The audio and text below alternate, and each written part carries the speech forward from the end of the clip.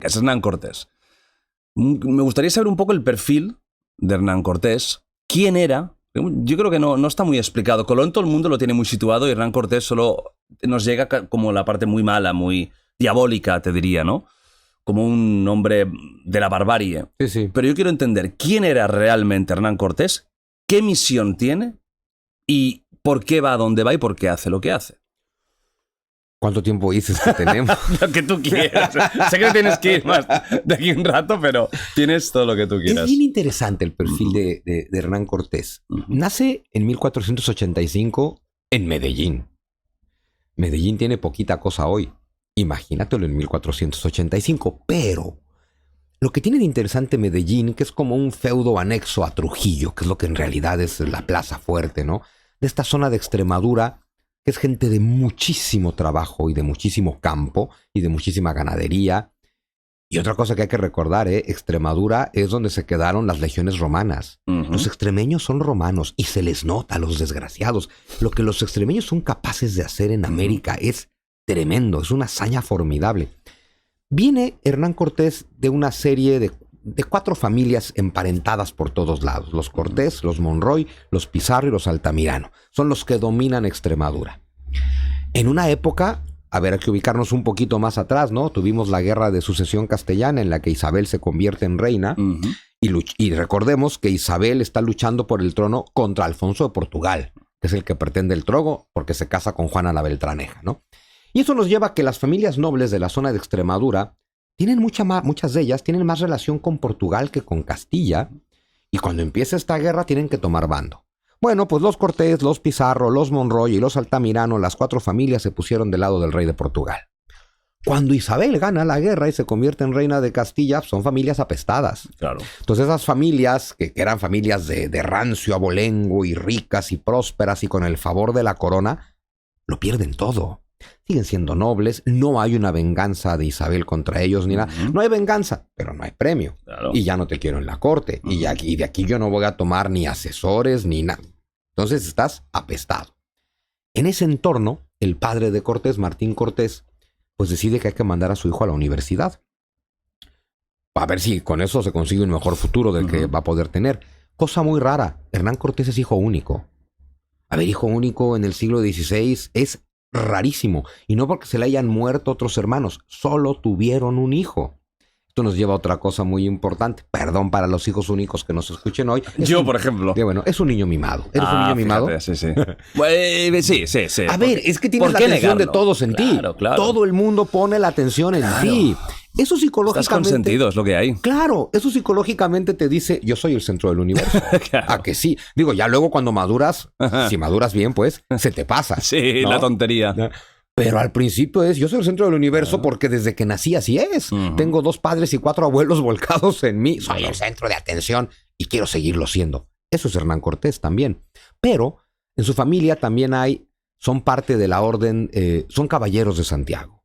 Son caballeros de Calatrava y son caballeros de Alcántara. Entonces, la caballería con todos sus valores está en la educación básica de Hernán Cortés.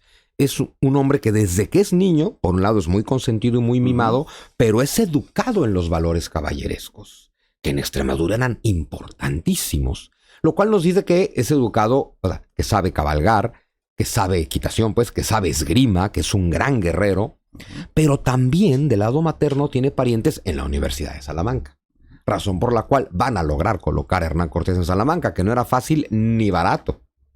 Entonces, de la infancia de Hernán Cortés se sabe poco, un poco esto que te acabo de decir para hacer su perfil. Es un hijo único, tiene valores caballerescos, tiene maestros privados, no es de familias pobres, pero sí que se están empobreciendo por haber apoyado al bando equivocado y demás, ¿no?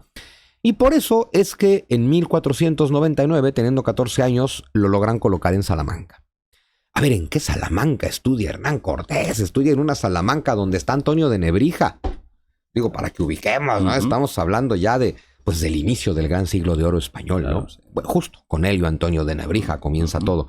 Será compañero de banca en su momento de Bartolomé de las Casas, ¿no? O sea, un personaje importante también en esta historia. Un personaje importante en esta historia, ¿no? Pero a Hernán Cortés no le gusta estudiar. Y no es que sea tonto, yo creo que es todo lo contrario, ¿eh? Era un tipo tan genial y tan brillante que se aburría a mares en la universidad. O sea, y no era lo suyo. Es un hombre de campo, creció en el campo, creció a caballo, creció con la espada, creció recorriendo las campiñas, la universidad. Hombre, le pasará lo que a muchos que es, bueno, le voy a dar el título a mi padre para que me deje de joder y luego voy a hacer lo que me dé la gana. Exactamente. Entonces va a estar 3 años en Salamanca, que es muy poco tiempo para lo que se acostumbraba en aquella época, que muchas veces era quedarte ahí para siempre, ¿no? Y él se quiere unir a Fernández de Córdoba. Él se quiere unir con el gran capitán en las legiones en Italia y demás, pero las noticias del Nuevo Mundo son cada vez más seductoras. Y en 1502, después de hablar con su padre, ya es bachiller en leyes, es latinista, habla con su padre y dice, quiero ir al Nuevo Mundo. Y logra colocarlo su padre en la tripulación de Nicolás de Obando. Nicolás de Obando, que es enviado en 1502 por los reyes católicos para poner orden, porque las islas del Caribe son un caos, todo el mundo está haciendo lo que quiere. A ver, es que ha dejado que un aventurero como Colón sea el que determine las reglas, y las reglas son, hágale cada quien como pueda con que se enriquezcan. Anarquía, vamos. Anarquía total. Ahora hay que entender una cosa, nadie, ni siquiera alguien del tamaño de la reina Isabel, está capacitada para saber lo que está pasando cuando llegan a las Indias, ¿no? Y lo van descubriendo con el tiempo hasta que Isabel dice, a ver, manden a un gobernador oficial de la corona para que ponga orden y mándenlo con frailes para que esta gente tenga su conciencia viéndolos de ese lado del mundo, ¿no? Que eso es bien bonito, ¿eh? Estos españoles que llegan, yo voy a hacer todo lo que pueda para enriquecerme, pero se doblegan ante el fraile. Y seguro les da coraje, ahí llegó el estúpido del fraile a decirme que no puedo hacer todo esto, pero no lo puedo hacer, ¿no? Pero Cortés no zarpó. Su nombre estaba en la lista, lo estaba esperando Nicolás de Obando, no llegó a tiempo al barco. Y no llegó a tiempo al barco porque se rompió la pierna, y se rompió la pierna porque saltó de un balcón de una mujer casada y un marido cornudo y celoso. Sí, Hernán Cortés conquistaba diferentes tipos de asuntos, No, ser conquistador era lo suyo, por de supuesto, todo tipo. ¿no? Se tardó 2 años en irse. Para 1504, ahora sí llegó al puerto de Sanlúcar de Barrameda. Sale de Sanlúcar de Barrameda con 18 años de edad. ¿Qué plan tiene? Ninguno. Ir a ver lo que hay ahí, sobrevivir, ¿no? A ver qué hay, ¿no? No va con una mano adelante y una atrás, porque va recomendado con Nicolás de Obando, que ya lo está esperando allá. Entonces, lo reciben bien. Y lo reciben, a ver, es escribano, es abogado, es notario, es latinista, es una joya en las Indias ese desgraciado. La mayoría no tienen ese perfil, ¿no? De ahí que Nicolás de Obando le diga, oye, vente acá al trabajo, ¿no? Al trabajo político. Y le da una misión. Y la misión es, Cortés, te toca pacificar la isla, la española, lo que hoy es Haití y Dominicana. Y Cortés entiende perfectamente ese eufemismo. Pacificar es matar. Eso es lo que han estado haciendo. Pacificar es matar. Y Cortés también llega a una isla que está siendo azotada por la hambruna. Y hay hambruna porque los españoles no lo han hecho bien. Porque llegan con esta idea de somos superiores, hombre, que tecnológicamente lo eran, pero llegan con esta idea de aquí a mí nadie me va a decir qué hacer. Oye, es que esta gente vive aquí, solo por eso te tendrían que decir qué hacer. Y quieren quitar los cultivos locales e implantar nuevos cultivos, lo hacen a lo pendejo, quitan cosas que ya existen ahí, meten cosas que nunca... Y claro, y nada se da. Y empieza a haber hambre. Y Cortés, y quizás un poco por cómo es él de manera individual, y tal vez por lo que ha aprendido en Salamanca, que es el humanismo cristiano, él dice, oigan, pacificar no puede ser matar. Hay que aprender a entendernos con estas personas. Tenemos que comer lo que ellos comen. Y tenemos que vestir como ellos visten. Y tenemos que hacer lo que ellos hacen. Esta gente sabe sobrevivir aquí, nosotros no. Y Cortés lo entiende. Y nadie más lo entiende. Y Nicolás de Obando le dice, eso no va a salir, dame oportunidad. Y Cortés empieza a entenderse con esta gente. Y lo logra. Y logra pacificarlos por la buena, con acuerdos. Y Cortés dice, hay que fundar las ciudades donde ya vive esta gente. Por algo viven aquí, no en otro lado, ¿no? Y eso va a ser en Santo Domingo, entre 1504 y 1511. Logra pacificar a la buena. Pero llega Diego Colón, porque Fernando el Católico, una vez que muere Isabel, por razones que nunca tendré muy claras, bueno, Diego Colón estuvo demandando los privilegios del padre, manda a Diego Colón como virrey. Y a Cortés no le gusta Colón. Que es el hijo de Cristóbal. El hijo de Cristóbal. No le gusta a Diego Colón, no le gustan sus formas. Y Diego Colón nombra a Diego de Velázquez como adelantado para poblar y gobernar Cuba. Y Diego Velázquez invita a Cortés, que es un fuera de serie, y Cortés, que se quiere alejar de Diego Colón, dice, va, me voy. Entonces, en 1511, Cortés se va, es de la primera generación que llega a Cuba. Y lo mismo, dice, hay que pacificar, pero Cortés ahora sí ya sabe cómo. Y muy importante, para este momento Cortés ya entiende la lengua de los taínos. Ahora sí ya puede hablar con ellos. Y ahora sí dice, señores, tenemos que instalarnos como vecinos de estas personas. No tenemos opción, es lo que hay. Y además hay que evangelizar, no se hagan. Entonces nos tenemos que quedar aquí. Y Cortés va a vivir en Cuba de 1511 a 1519. Y ahí se va a establecer con una mujer taína, con la que va a vivir, con la que la va a bautizar, le va a poner el nombre de su abuela, tiene con ella una hija, la bautiza, le pone el nombre de su madre. Más adelante va a conseguir que el Papa le legitime a la hija. Esto te habla de que Hernán Cortés no está violando mujeres, está haciendo familia. Hernán Cortés va a descubrir desde muy pronto, yo aquí me quiero quedar. Y Hernán Cortés se enamora de las indias, del territorio y de las mujeres, ¿no? De las dos cosas, ¿no? En general, ¿no? Digamos en de general, todo. Sí, sí. Y pues nada, como es un fuera de serie, pues lo nombran alcalde de Santiago de Cuba, pero además es escribano, pero además siembra caña de azúcar, se convierte en uno de los hombres más ricos del Caribe. Pero empiezan a llegar los rumores de que más allá, cruzando un poco más de mar, ahora sí hay tierra firme y los rumores de los grandes imperios, ¿no? Tenochtitlan. Y diferentes españoles ahí en Jamaica están todos buscando cómo llegar, pero ninguno llega. Y claro, es una competencia de el que llegue y conquista se lo queda todo. Y ahí es que Diego Velázquez y Hernán Cortés forman una primera expedición al mando de Juan de Grijalva, que navega, descubre el litoral de lo que hoy es México y regresa. Una segunda expedición, la primera es con otro que se llama también Fernández de Córdoba, y regresa. La de Juan de Grijalva es un fracaso rotundo porque regresa a la mitad de la tripulación. La otra mitad muere en enfrentamientos con los mayas. O sea, el contacto es violento desde el primer momento. Violento el contacto. Y entonces hay que lanzar una tercera expedición, pero Diego de Velázquez duda, tiene miedo, tampoco tenemos ni tantos barcos ni tantos recursos, esto es violento, pero si no voy yo va a llegar alguien más. Y Cortés dice, yo financio la tercera expedición. Hernán Cortés de su dinero paga toda la expedición. Es completamente una empresa privada de Hernán Cortés. Compra 11 barcos, le paga a toda la tripulación y compra todo el avituallamiento del barco. Y ahí es donde Velázquez duda porque se da cuenta que Hernán Cortés está llevando caballos, pero está llevando gallinas, cerdos, mulas, bueyes, semillas, cereales. Y es cuando Velázquez dice, este desgraciado no parece que pretenda volver. Pues él está llevando cosas para establecerse, no para explorar. Y es justo lo que estaba pensando Hernán Cortés. No tiene idea a dónde va. Yo creo que ahí sí ya se siente tocado por Dios. Claro. Y como se sentía Isabel, como se sienten los hijos únicos. Sí, ¿no? es claro, que te toca por Dios desde que naces, ¿no? Exacto.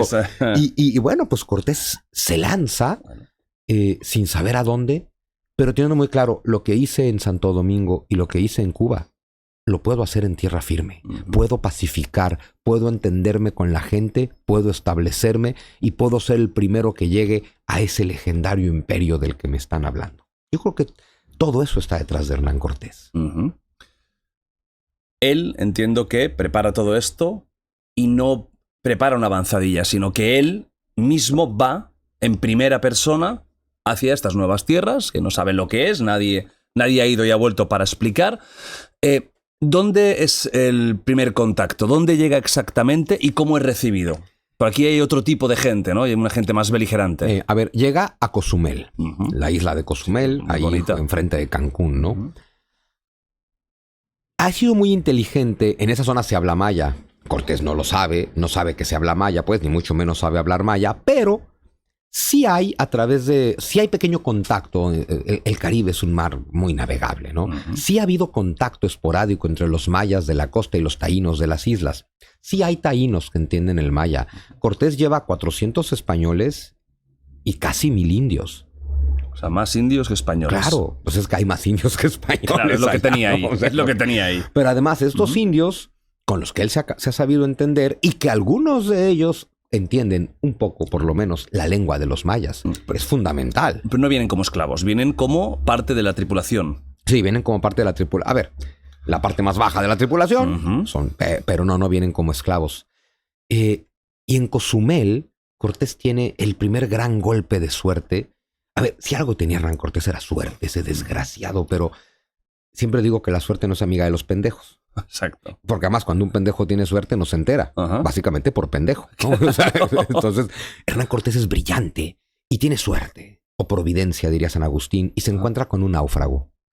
Eso lo cambia todo. Jerónimo de Aguilar, un fraile franciscano que en torno a 1511, navegando por el Caribe, le toca un huracán y el barco naufraga y se mueren todos, menos unos cuantos que logran llegar a la isla de Cozumel, donde los mayas no los reciben bien y se mueren todos menos dos, Gonzalo Guerrero y Jerónimo de Aguilar.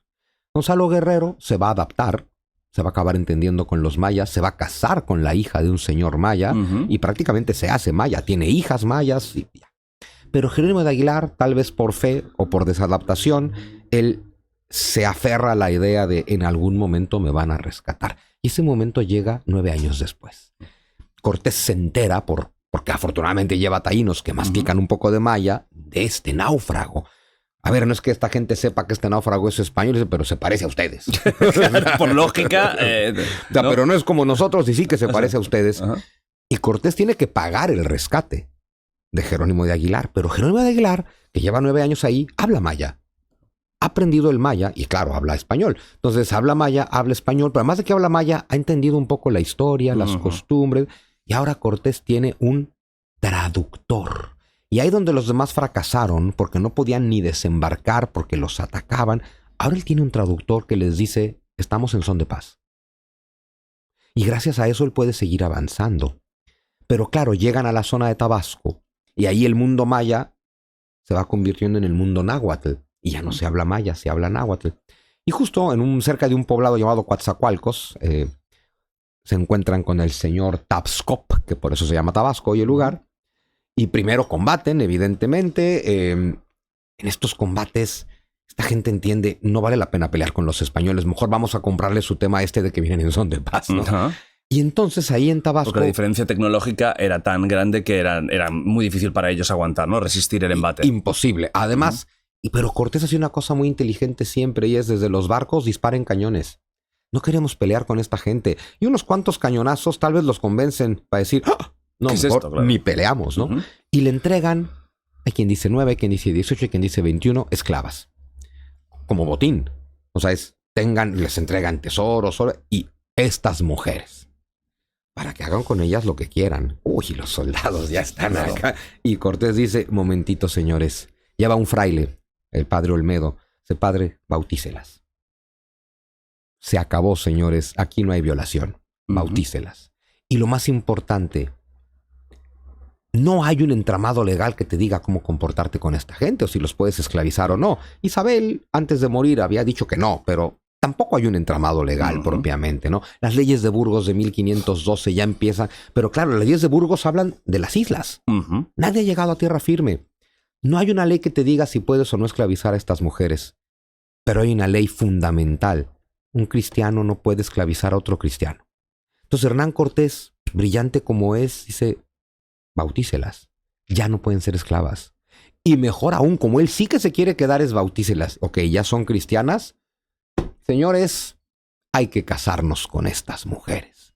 Es una bestia de genialidad el Hernán Cortés. Nos casamos con ellas y vamos haciendo lazos.